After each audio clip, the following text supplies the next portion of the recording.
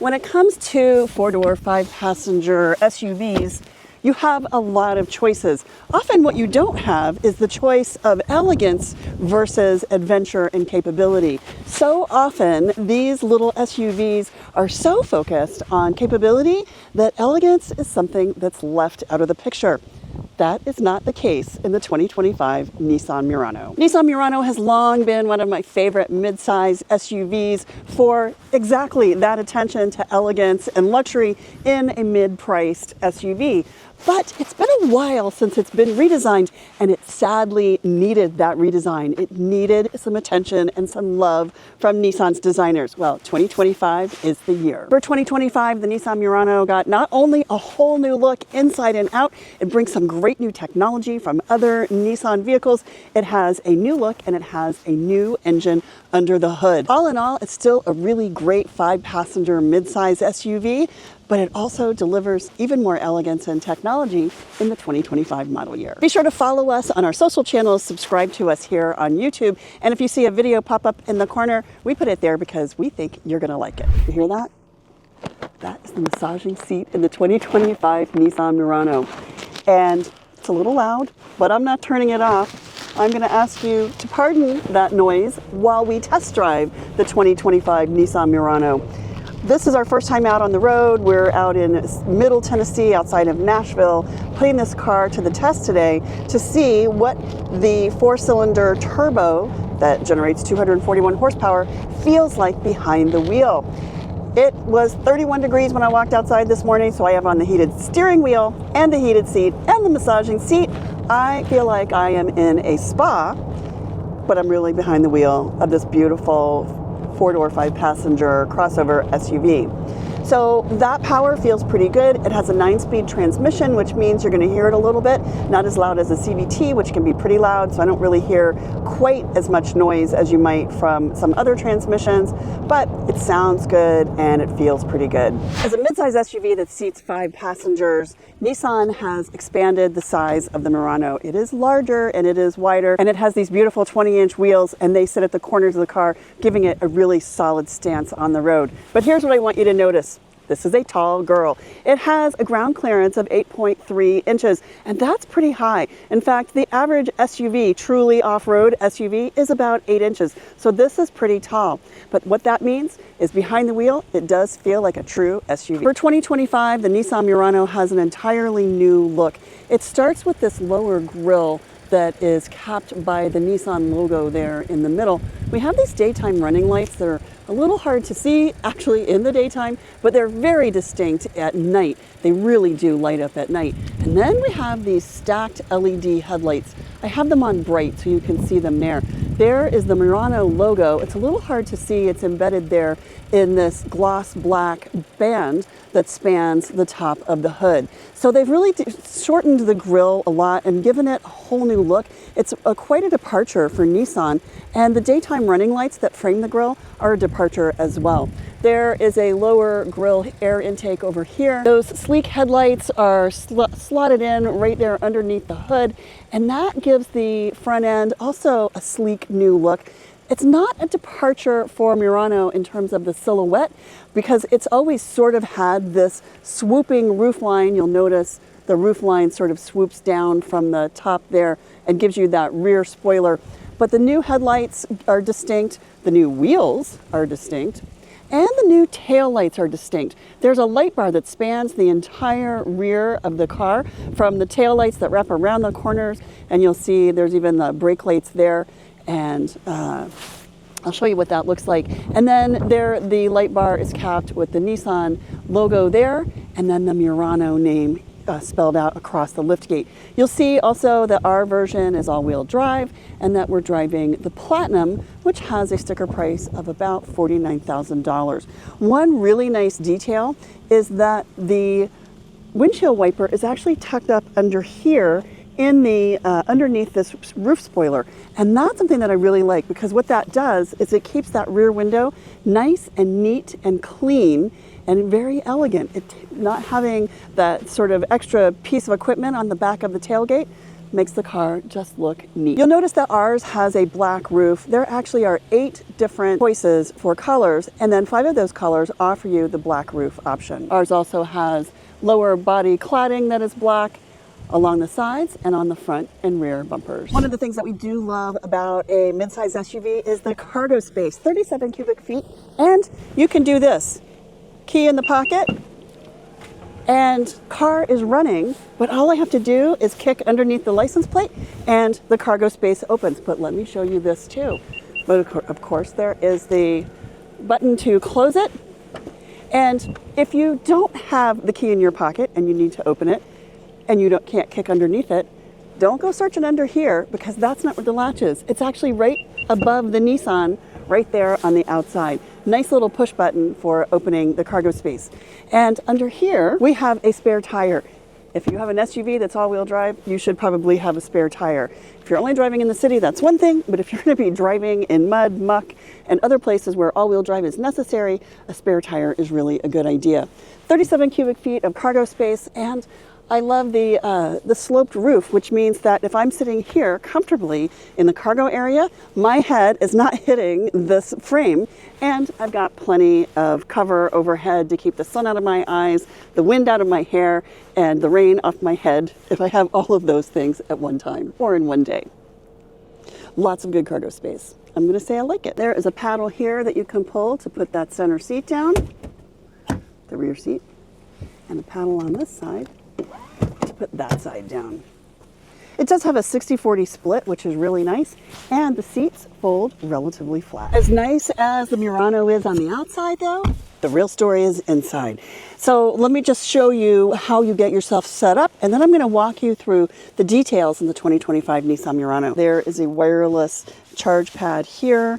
There are USB-C ports there, but I can easily fit my phone right there. It just pops right into that charge pad. There's wireless Apple CarPlay and Android Auto, so even if you connect with a cord the first time, it automatically connects to your phone. You never have to use Bluetooth to connect your phone to the system, which I do really like. Nissan offers 3 different interior choices in the 2025 Murano.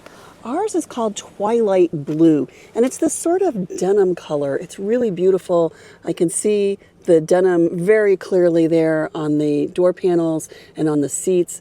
This is exclusive to the platinum trim. There also is an ivory and caramel, which is sort of a cream and saddle color. And then there also is a graphite and mahogany. So think dark gray accented with a mahogany brown color. In our model, because we're in the platinum, the rear seats are heated, and in the front seats, they're heated, vented, and massaging. You have the lumbar control here, seat positioning here. There is your massage control. There is a whole new design treatment here on the dash, this very linear treatment for air vents and dash details. And a lot of this is inspired actually by the name Murano, which of course is a Venetian glass style that is timeless, modern, elegant, and very creative. Nissan took inspiration from the name, and they also took inspiration from the art in creating the Nissan Murano. One thing that you'll see immediately is this screen embedded into the dash. So we have the multimedia here, driver display here, and it's all very elegantly embedded into this dash. So what that does effectively is keep your line of view unblocked by a tall screen. This is a 12.3-inch screen, and we have an equally sized driver display, all in a single panel. It's not the same dual screen display that we had in the Armada, but almost, and it looks really elegant. If I didn't tell you there was a difference, you wouldn't know there's a difference, because this is really nice. Let's talk about this screen and the multimedia system in the 2025 Nissan Murano. So Nissan has taken the idea of what we've seen in the Armada and some of their other vehicles and given us that here in the Nissan Murano. On the screen, Nissan has added all new functions. So you'll see a toolbar here, and that's our home screen. I can go completely to navigation. I can tap this for music. I can tap that for phone. This is Google Assistant, which I don't need right now. And then there is a selection of apps. So if I want to go to my apps, I just tap those little 4 boxes on the bottom there, and I can swipe through the different app settings. There also are some fixed tools here along the bottom, and these are really really good to know. So here's notifications. If there's something that you need to know about the car, it will tell you. This is your vehicle setting. And this is one of the very first things I go to when I get into a new car. And I'll start with vehicle. I want to see what my options are for setting things up. And actually, I can see immediately that I have massage seats, and I can turn on that massage and set the intensity. I also have climate, so I can customize my climate settings. And then there's ambient light. So I can select ambient light, and then I can play with the colors. I can change the color. I can change the brightness if I want to change it to blue or red or yellow or pink. However I'd like to change the light in this car, I can absolutely do that using this system here. If I wanted to pick, say, a pastel color or a really bright color or a primary color, I can do that. There's a delight mode, ProPilot Assist mode. So this will give us these lights that let us know we are in ProPilot Assist. And then I can even adjust it for the front or the rear. I'm going to leave it on purple for the next driver of this car. And you'll see, even though it's pretty bright out, you can still see the ambient light right here surrounding us in the cabin of the Nissan Murano. You'll also find under all settings, there are general settings. So this is where you can find for your steering wheel menu and other functions as well. If you want to turn off or on the beeps on the screen, you can do that there. Some of those features are actually right here on this screen as well. So if you want to get to it quickly, you can just tap the apps and go quickly to Android Auto, CarPlay, demo mode, which will demo the sound system for you. So lots of really great functions right here as well. This toolbar here can also be accessed here via this little guy. So we have this little button here, and that, you see how it lights up here. Well, if I tap it on this side, I get the toolbar right there. And then I can scroll through and I can customize the driver display however I'd like to see it. So if I would like to have, say, navigation be the primary display here on the driver display, I can do that. Or I can have music or driver assist and safety standards, including ProPilot driver assist and safety features, which I can activate by tapping this little blue button right here in the corner of the driver control panel on the steering wheel. Then we have a volume dial here and some buttons here for radio and for the emergency flashers. This is kind of a cool little detail. Then we have the Murano name here on a gloss panel, and then we have this wood panel here that spans the entire dash, and actually many of the functions for climate are right here. And this is something that came over from Aria. In the Nissan Aria, which is their all-electric model, you'll see something that's very similar in terms of these buttons. These are touch sensitive, and they're actually embedded into the wood here. And as you swipe your finger over, you'll feel it sort of pop underneath your finger. You don't have to push it hard, and then the system is activated. I really love this function. The stop-start button is right here. Our gear selectors are here, so park, reverse, neutral, and drive. Our drive mode selector is right here. So when we're in gear, I can toggle through sport, standard, and eco, which I really like. We have our auto off on here. Our camera system button is right here. 2 cup holders, a nice little spot here, which is great for, say, a car key. And then an armrest here that opens up and gives you a nice amount of storage underneath the armrest. Because they moved the gear selector to buttons instead of a lever, there's a nice little storage space here underneath the center console. There are also some buttons over here, and this is where you'll find drive assist systems, you'll find head-up display control, you'll find the heated steering wheel, you'll find the liftgate opener, and then you'll also find the parking brake and the auto hold. And auto hold, I will say I noticed, is set it and forget it. Once it's on, you have auto hold on the whole time. You really have to tap that to turn it off. And if you don't know what auto hold is, I will tell you it's one of my favorite features. All you do is turn it on, and when you get to an intersection or you come to a stop and you press the brake, you can take your foot off the brake and the car won't move until you tap the accelerator.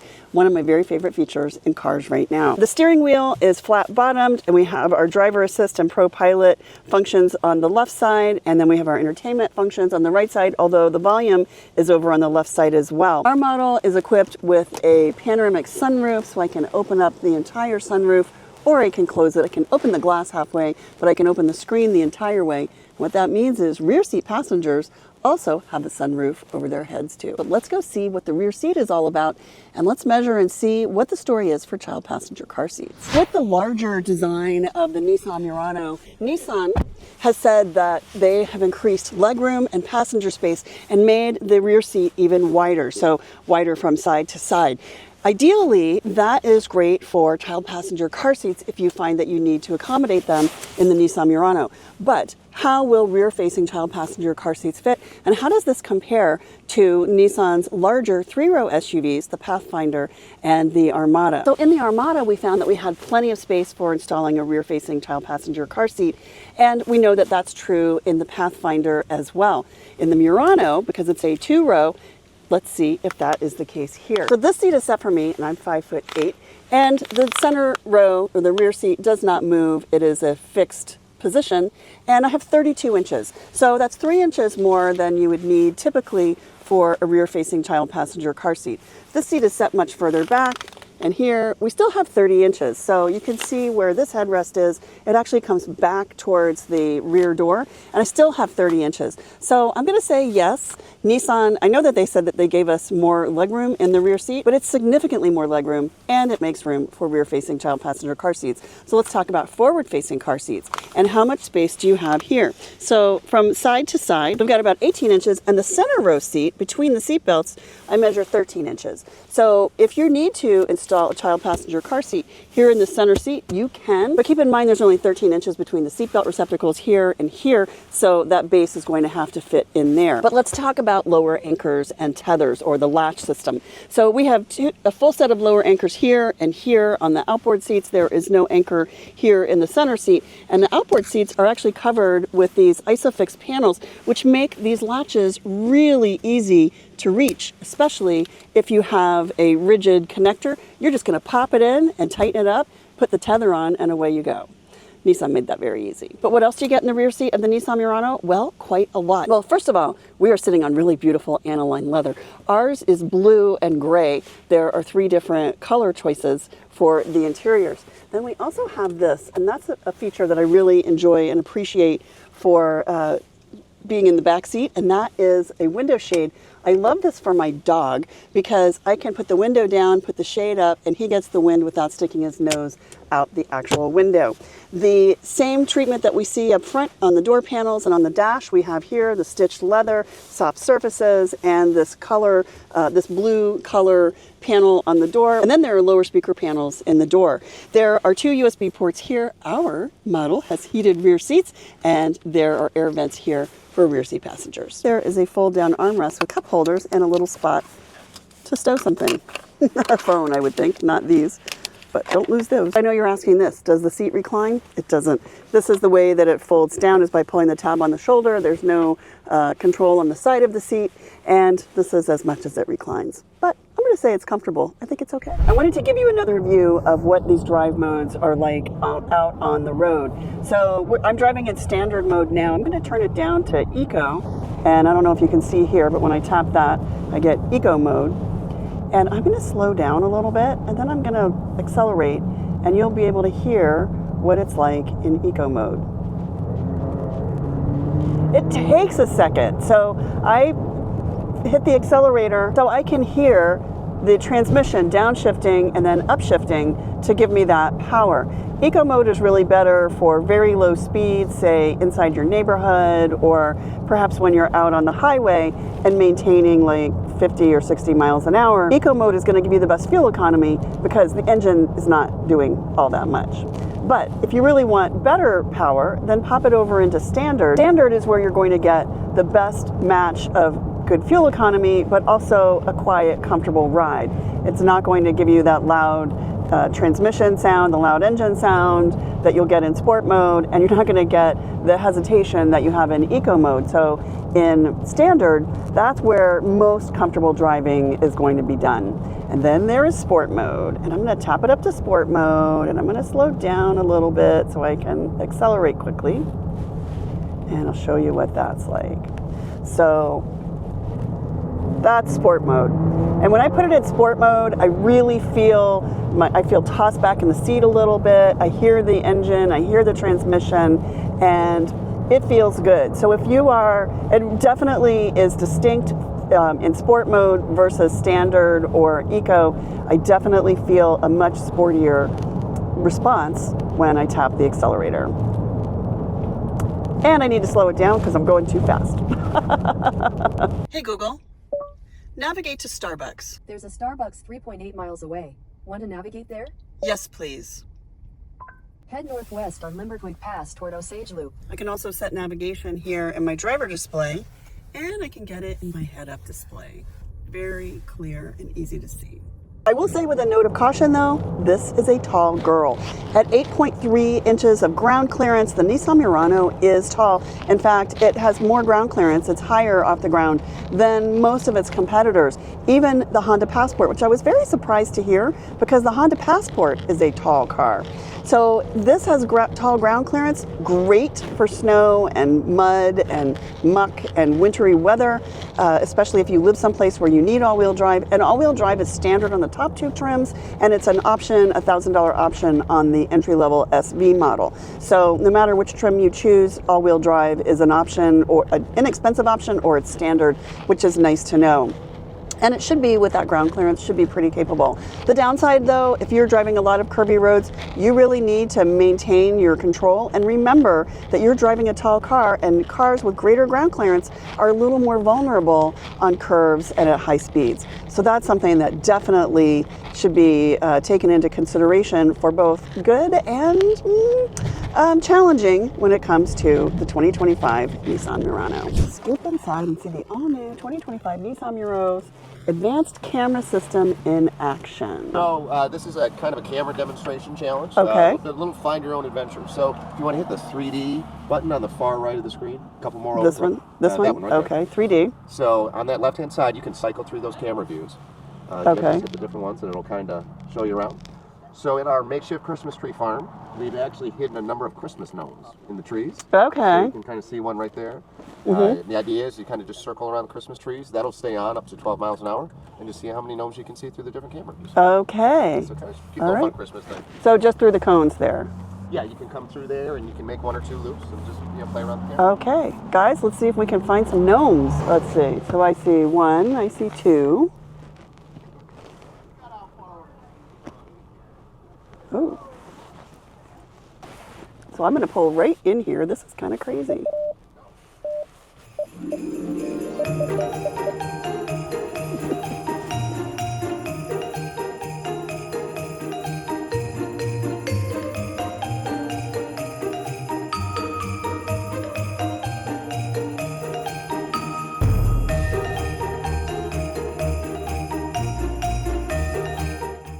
With a starting price of just over $40,000 and all in for the Platinum Edition at $50,000, this represents the most luxurious car in Nissan's lineup. The most amazing thing though, or what is so impressive, are all the design details that were brought over from the Nissan Ariya, which I do think is the most beautiful car that Nissan is building right now. But it also adds some really nice features from the Nissan Armada, and a lot of those things were actually brought over from the new designs at Infiniti. For $50,000, you really get a lot of intelligence, a lot of great technology, and a lot of elegance in Nissan's most elegant, top-of-the-line midsize SUV.